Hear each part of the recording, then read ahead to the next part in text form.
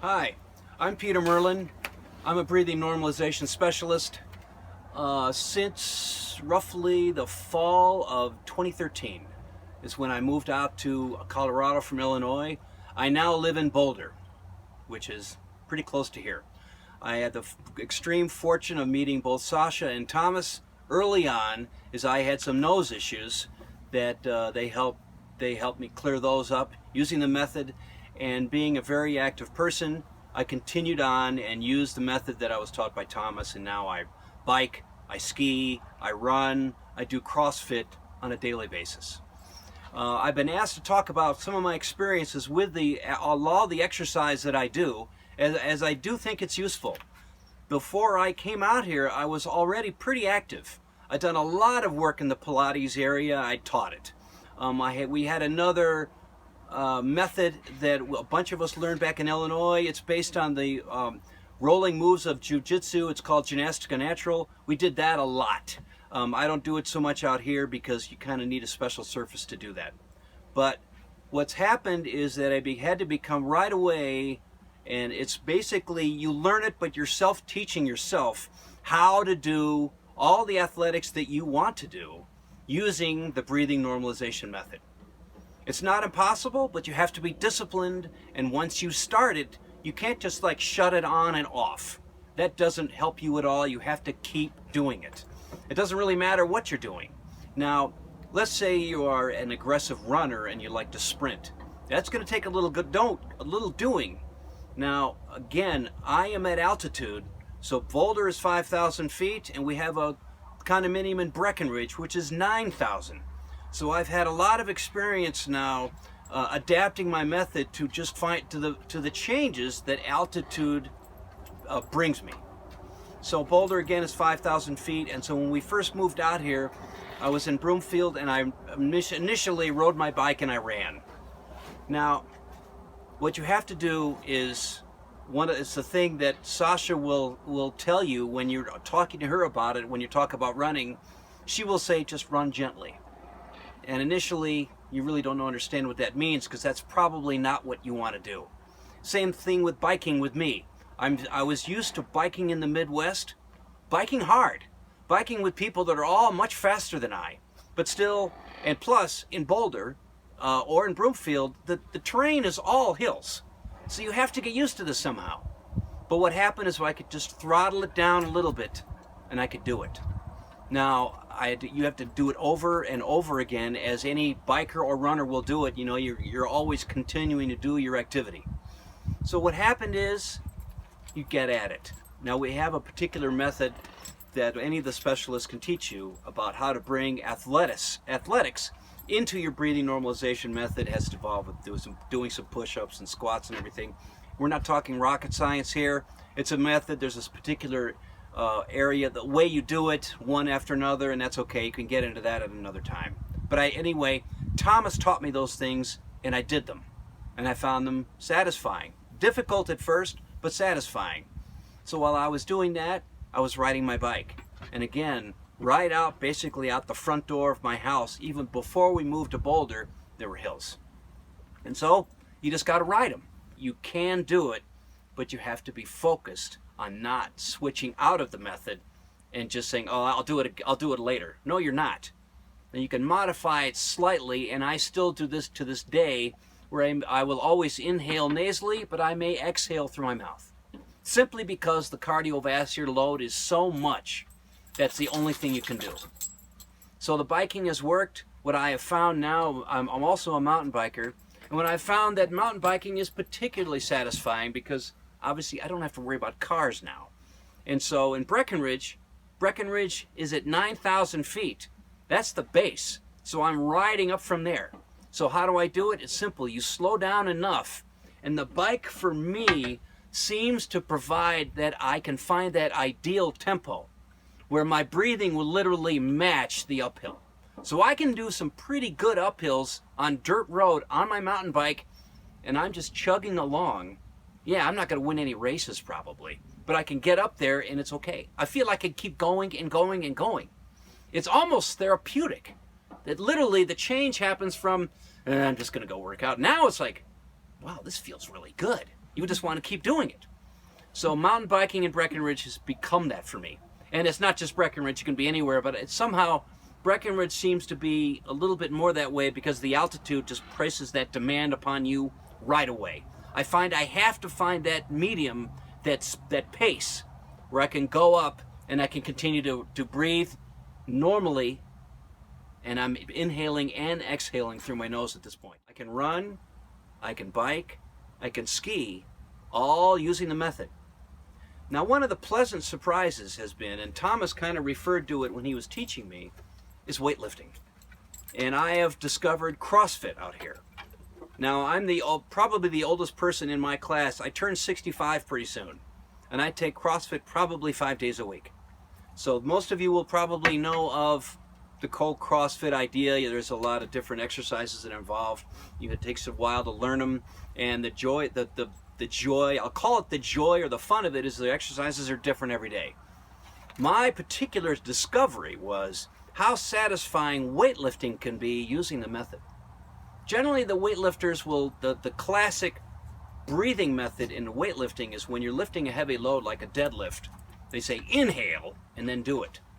Well, of course, I'm not telling them what I'm doing. I'm exhaling, and then I'm holding and doing it. What I am finding, in particularly exercises like the deadlift, and for those of you who don't know, a deadlift is basically you walk up to a bar, grab it, lift it up, and put it back down again. So I can choose my breath hold anywhere in that time. Generally, I'm going to stand there, inhale, exhale, down, up, down, stand, and then I'll inhale again. That's kind of the process. And again, I'm getting that therapeutic feel from that, like I do when biking on single track at altitude. It just feels scarily good. Now, deadlift and everything, you're in a class, you want to lift. They always, there's that sort of subtle impetus to go lift more, lift heavier, whatever. You have to deal with that. But that's just one example. But the weightlifting itself is almost tailor-made for this method. It's just absolutely tailor-made. Now, some of the more gymnastic movements like chin-ups and pull-ups and muscle-ups and all that stuff, that's a whole different story. That's a little bit more work. Like today, we were doing handstand holds against the wall. So literally, you're on your hands against the wall and holding it. Now, I go through these CrossFit points where there'll be an exercise we do, and I absolutely hate it. And that's sort of one of the ones I hate right now. But what's nice is you can start to feel yourself calm down a little bit. And again, I'll use that breathing where I am breathing normally, and I'll just hold it, and there is that sense of calmness. Now, when I first started doing CrossFit, the breathing normally was tough. I probably had really weird expressions on my face. I'm really trying to stay focused, to stay calm, keeping my mouth shut. So people were thinking that when I'd be on the rowing machine, they think, oh, isn't he calm and everything? No, I'm just trying to keep my mouth shut, so I'm breathing through my nose. That's all I'm doing. But you're not going to go into a big explanation in the middle of class. Now, I'm not going to even bother. I've talked to a few people about it, and no one's really interested.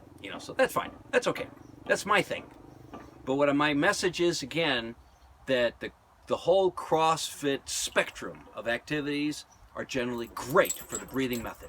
Whether I'm running, lifting, on the rowing machine, what else? The pull-ups, push-ups, all of that. No problem.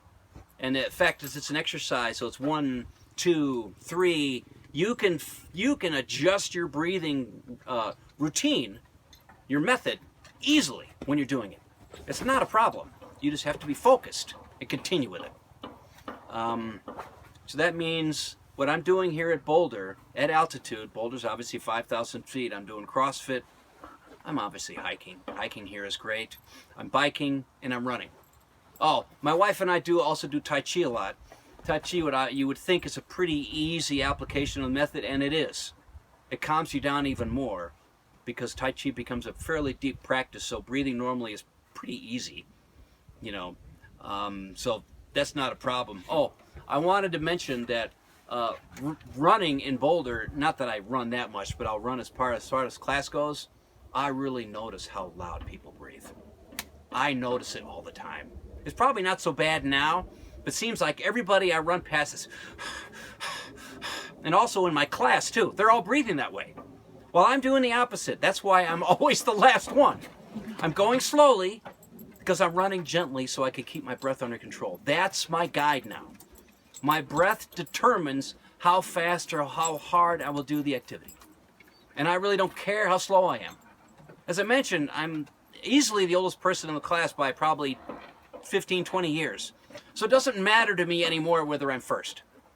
Now, if I want to be first, for example, let's say I'm plenty younger and there's an event that I'm very interested in, I want to work it, then you adjust a little bit. And maybe you're still inhaling through your nose, but you're exhaling through your mouth. But whether it's a running, a sprint, or any of those things, you can do it. You just have to be very systematic about how you train yourself, because that is what you're doing.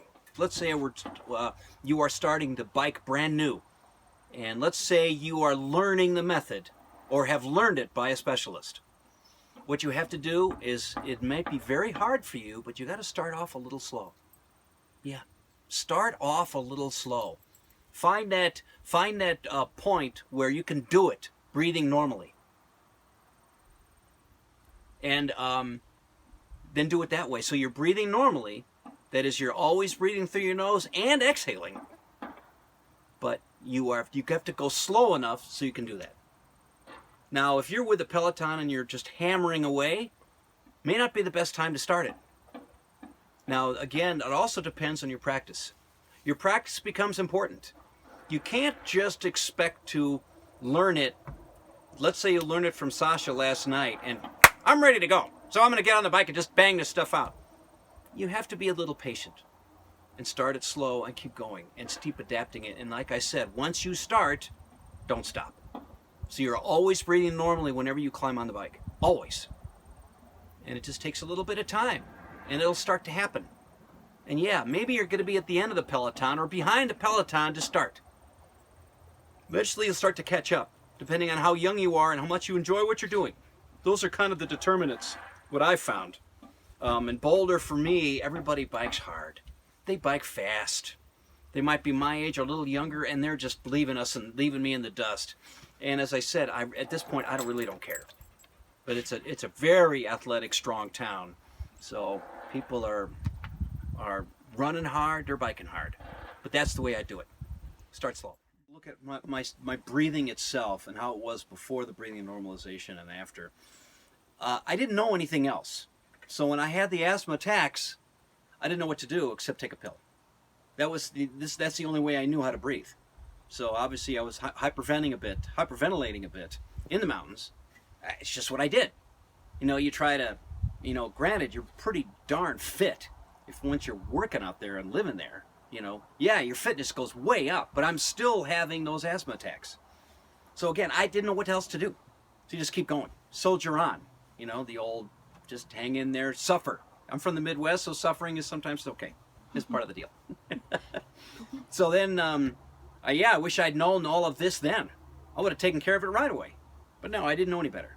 So part of what I've noticed about the breathing normalization method is, I don't know whether Thomas or Sasha told me this or I just sort of came to me, is I like to look at it as the gateway to meditation.